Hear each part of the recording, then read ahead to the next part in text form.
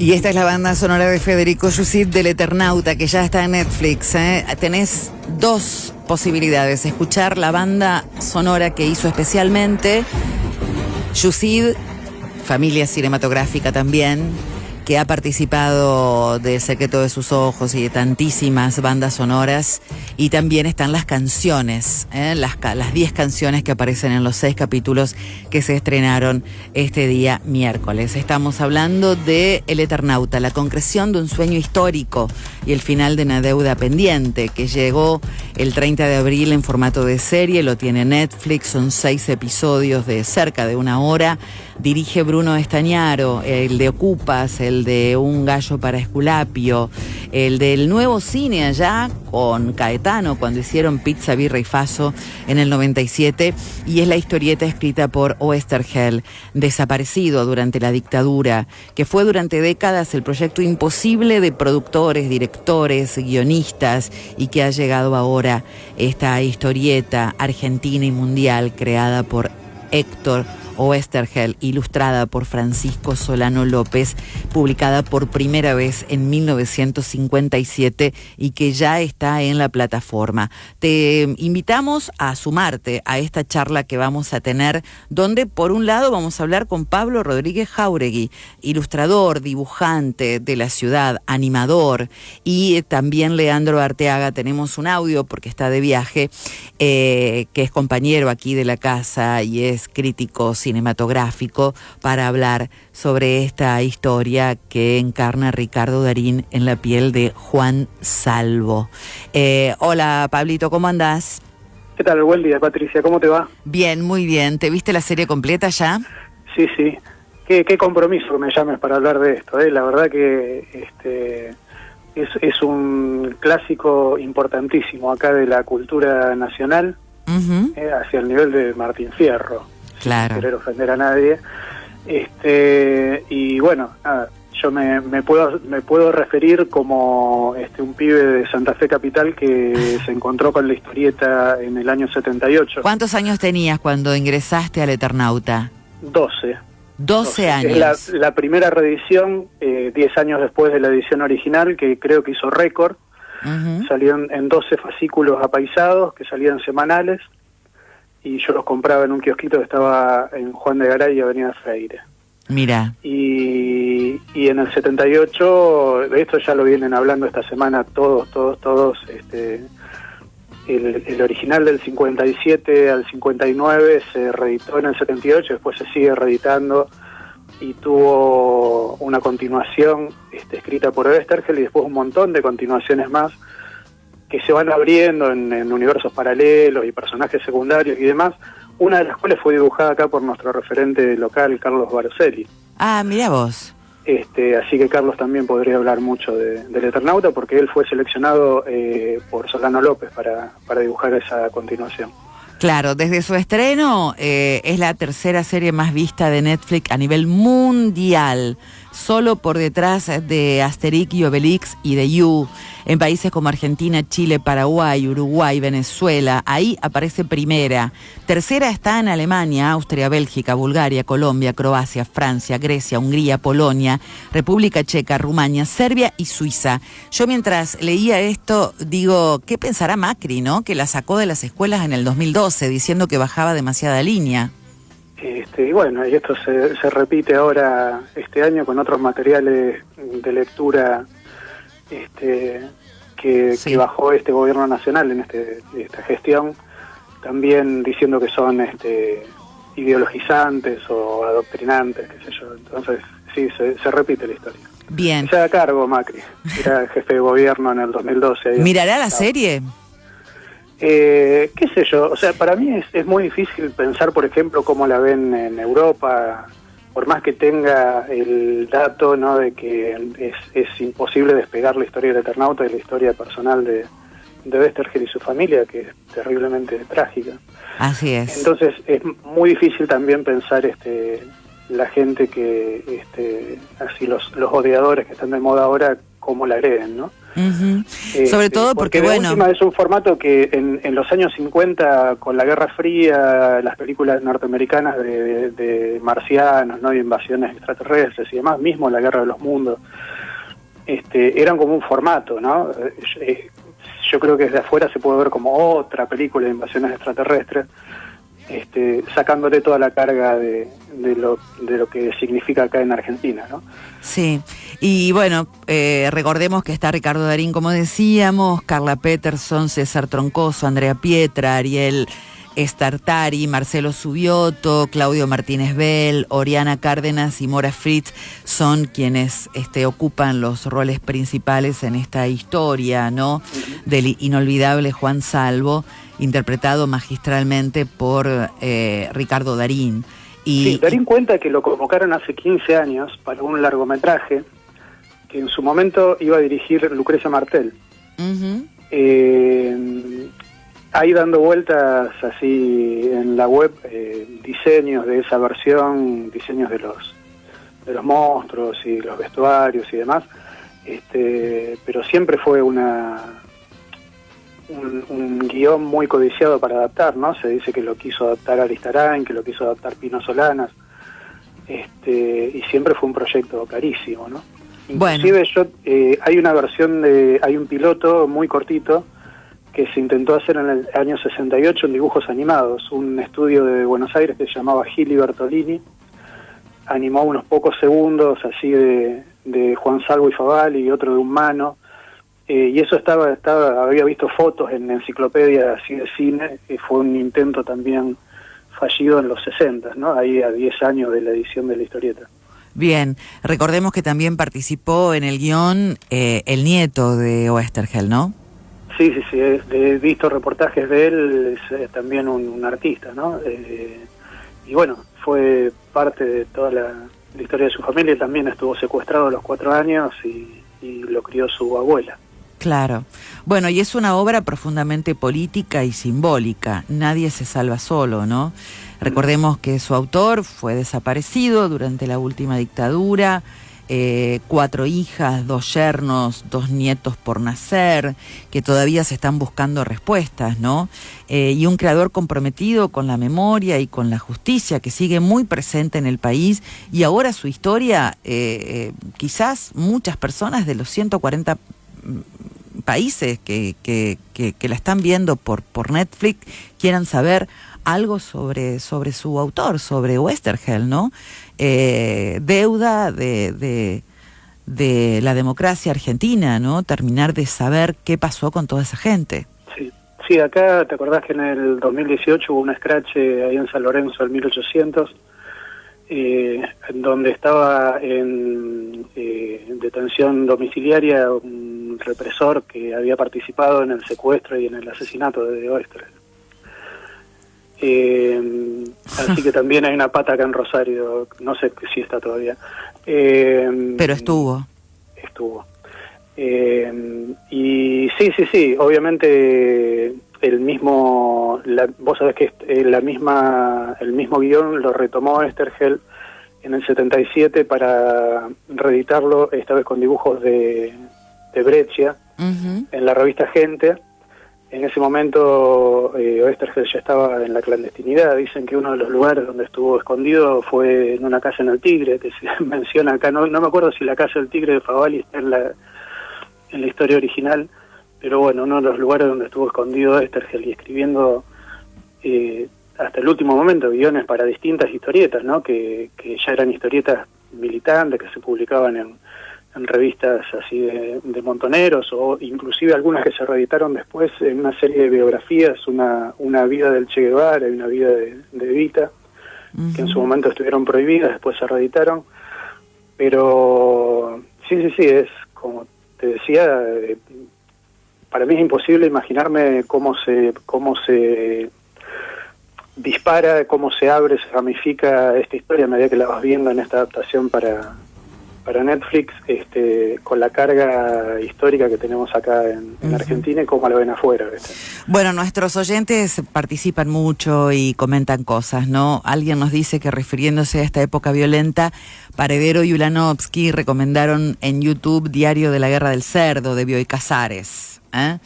Igualmente, escuchá, hay una serie que hicieron Flavio Nardini y el otro realizador, no me acuerdo, en el año 2012, una serie de 13 capítulos de 26 minutos que se llama Germán Últimas Viñetas, que está muy buena. Era el tipo de contenidos que estaban en Contar, plataformas que ya se bajaron, contenidos producidos por concursos federales, para el Vacua, para Cont.ar, ¿no? Eran series que se producían para que los canales de cable del interior las programaran y las tomaran.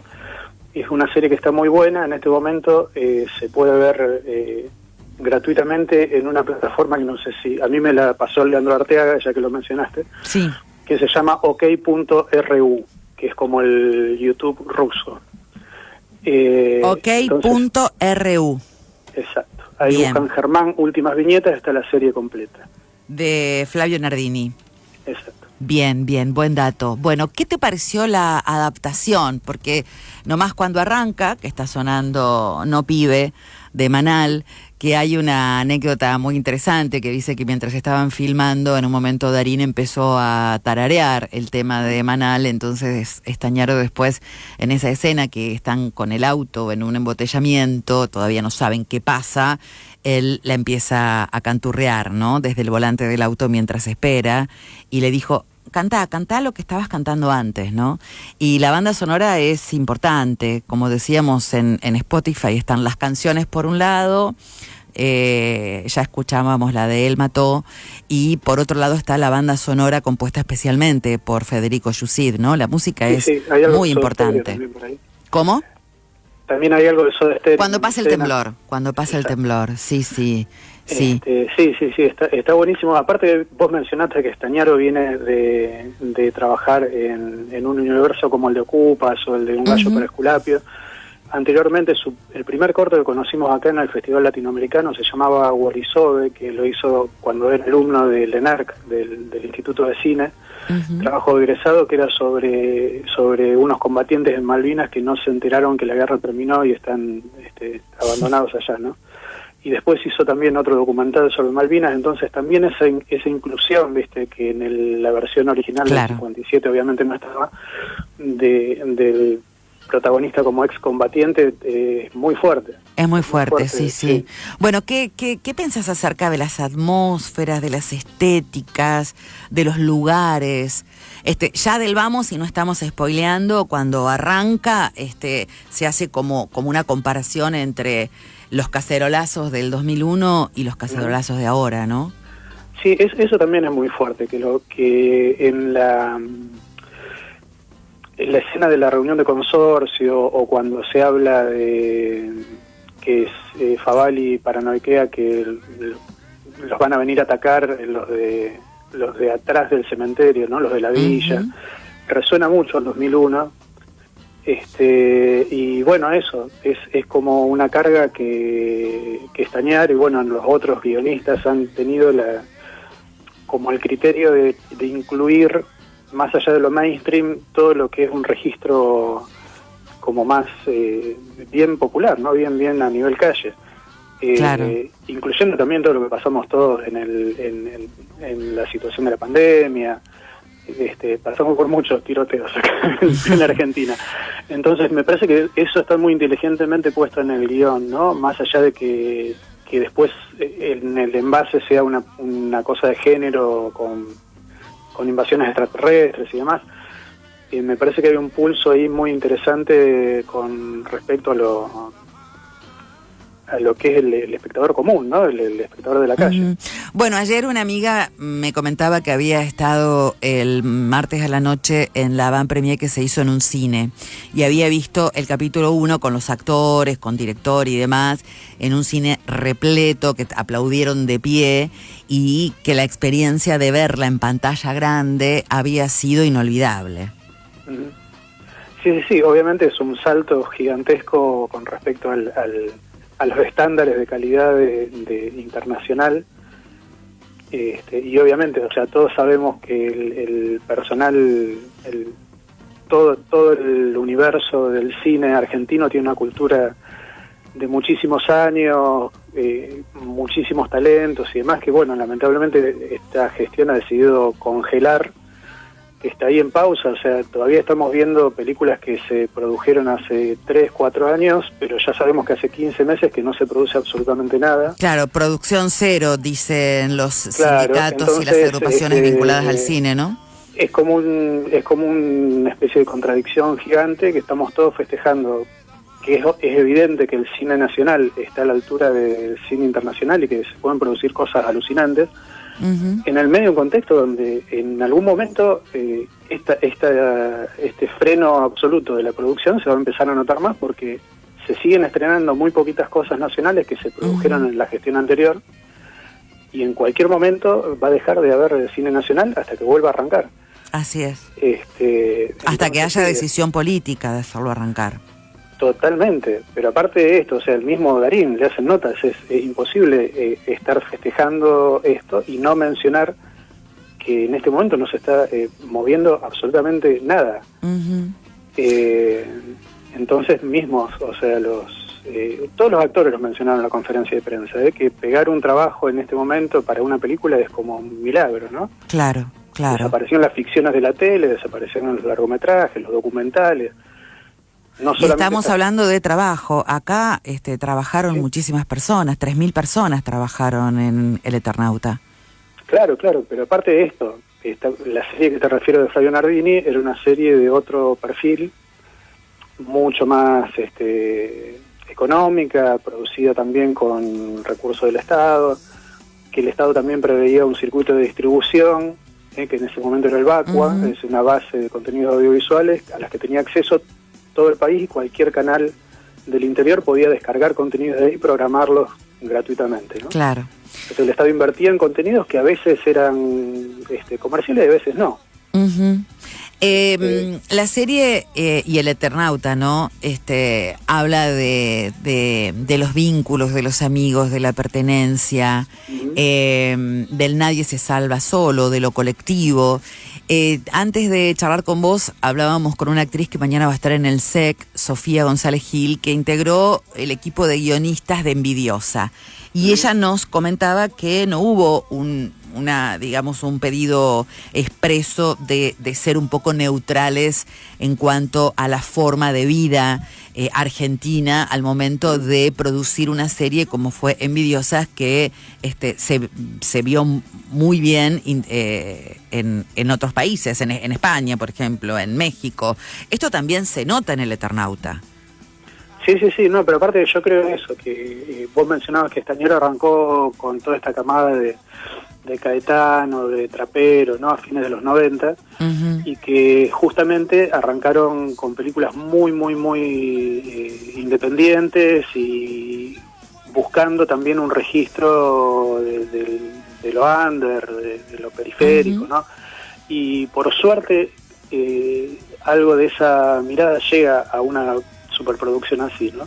Claro. Entonces, yo creo, bueno, se habló mucho esta semana de una serie norteamericana producida por Spielberg que tenía claramente un robo de un par de conceptos del Eternauta, que bueno, nada, nunca lo van a reconocer, pero bueno, también dentro de esa lógica internacional, capaz que estas marcaciones, ¿no? Que sí puede, Manal, por ejemplo, ¿no?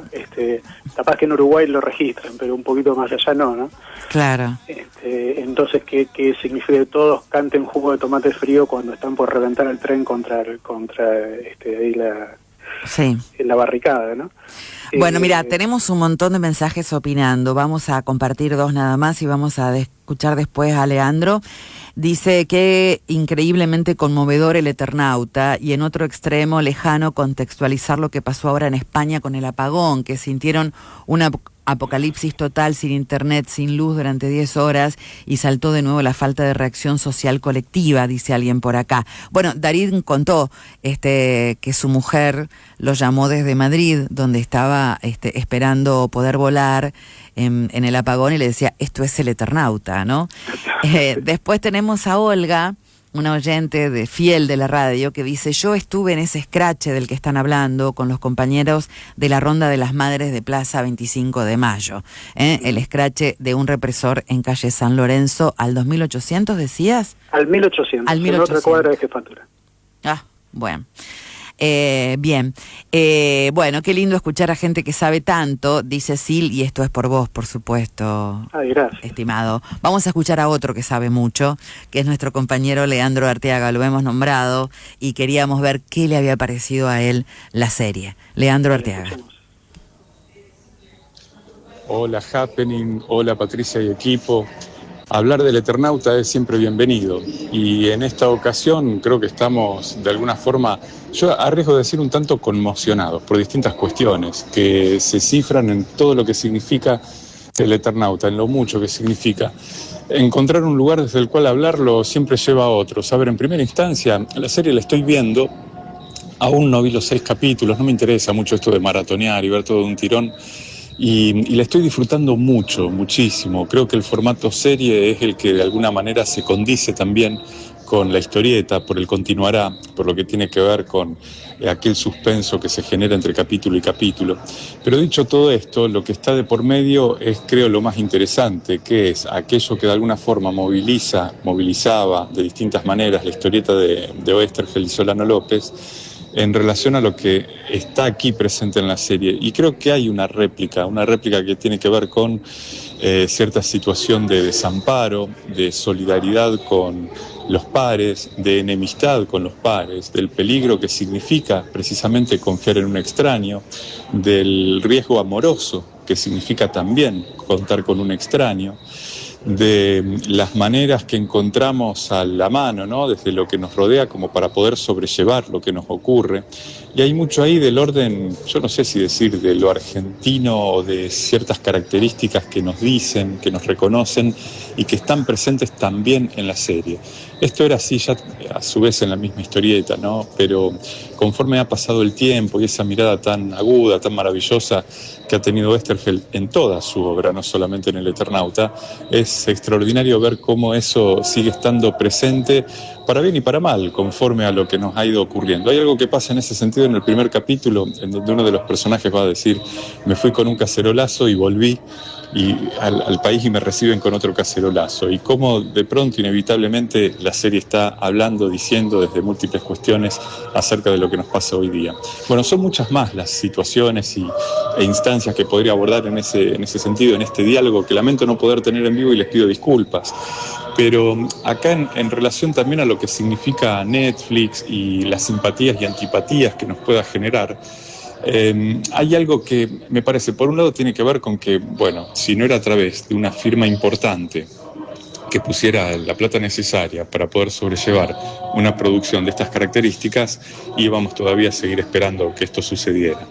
Ahora, bien, dicho esto, si Netflix lo hace es porque evidentemente hay una inversión económica con réditos a la vista. Que esté protagonizando Ricardo Darín lo explica también, pero obviamente también hay que decir que Darín es un muy buen actor, obviamente, ¿no? Vuelvo a subrayar, como así también es un notable director Bruno Estañaro, codirector de Pisa Birra Faso y de series como Ocupas, en donde uno intuía que ciertos rasgos de la obra de Oesterheld iban a estar en su puesta en escena, por esa cuestión misma que tiene que ver con el lenguaje callejero, de la proximidad con el otro, la muchedumbre puesta en acción y narrada desde el margen justamente, aun cuando los protagonistas del Eternauta no dejen de ser claramente personajes de la clase media. Y también señalaré esto en relación a cómo las plataformas hoy inciden en lo que decimos es el cine. Las series hoy son indisociables respecto de lo que es el mundo audiovisual y, digamos así, también cinematográfico. Si Netflix, como les decía, hace esto es porque hay un rédito económico. Ahora bien, no está obligado a invertir en una producción argentina, como sí ocurre en otros países en donde hay políticas de Estado a partir de las cuales las plataformas audiovisuales deben reinvertir en función de las ganancias anuales que tienen. Por supuesto, eso lamentablemente acá en Argentina no ocurre.